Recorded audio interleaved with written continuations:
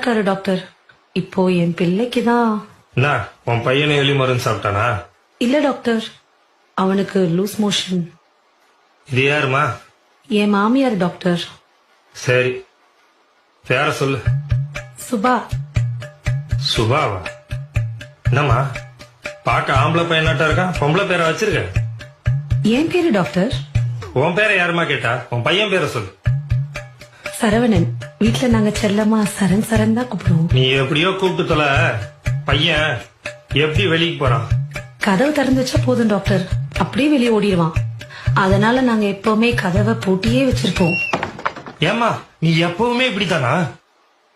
இல்ல டாக்டர், வீட்டுல நான் சுடிதார் நைட்டி எல்லாம் போடுவேன். வெளியே வந்திருக்கேன், அதனால புடவை கட்டியிருக்கேன்.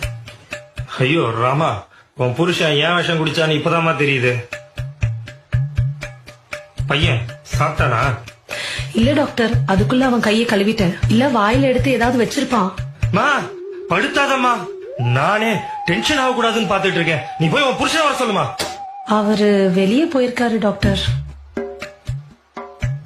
ஏமா நான் சொல்றத கேட்டு கொஞ்சம் கரெக்டா சரியா சொல்றியா? சரி டாக்டர்.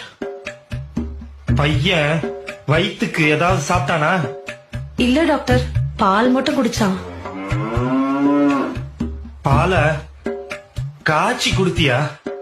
தாய்ப்பால எப்படி டாக்டர் காய்ச்சி கொடுக்க முடியும்? மா பையனுக்கு 3 வயசு ஆகுது, இன்னுமா தாய்ப்பால் குடிக்கிறான்? இல்ல டாக்டர், என் குடும்பத்துல எல்லா குழந்தைகளுக்கும் 5 வயசு வரைக்கும் கட்டாய தாய்ப்பால் கொடுக்கணும்னு எங்க மாமியார் சொல்லிருக்காங்க டாக்டர். ஆமாமா, இப்ப உன் குடும்ப கதையெல்லாம் எனக்கு ரொம்ப முக்கியம்.